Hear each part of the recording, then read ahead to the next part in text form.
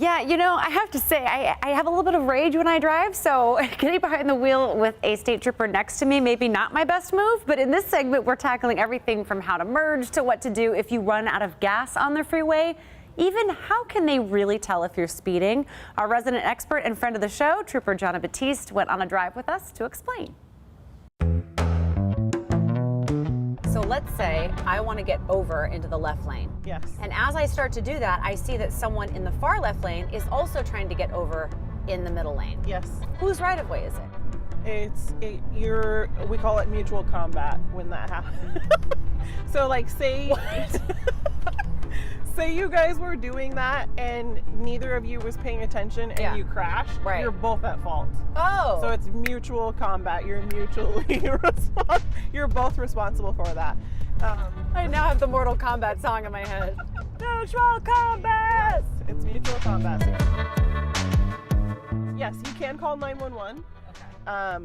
If you run out of fuel? Yes. Oh. If for what it's like, so say, I mean, we're having a really bad day and we can't get a hold of anybody to come help us. Yeah. If you literally like, you know, your mom's not answering, your cousin, your boss, whoever is not answering and they can't bring you fuel, you can call 911.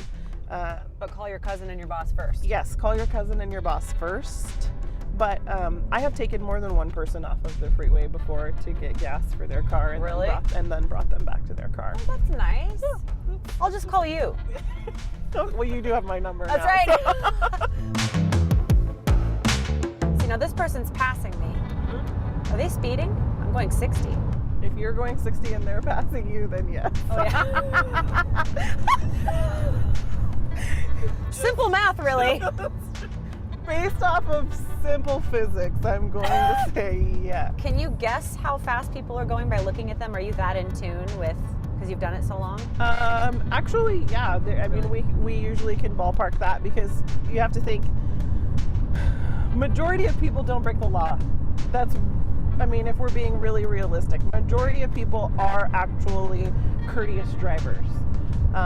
We come into contact with the 1% that are not courteous drivers, and so if we're basing that like you can tell us, this car, these cars, even that pickup truck, these people are all relatively going 60 miles an hour.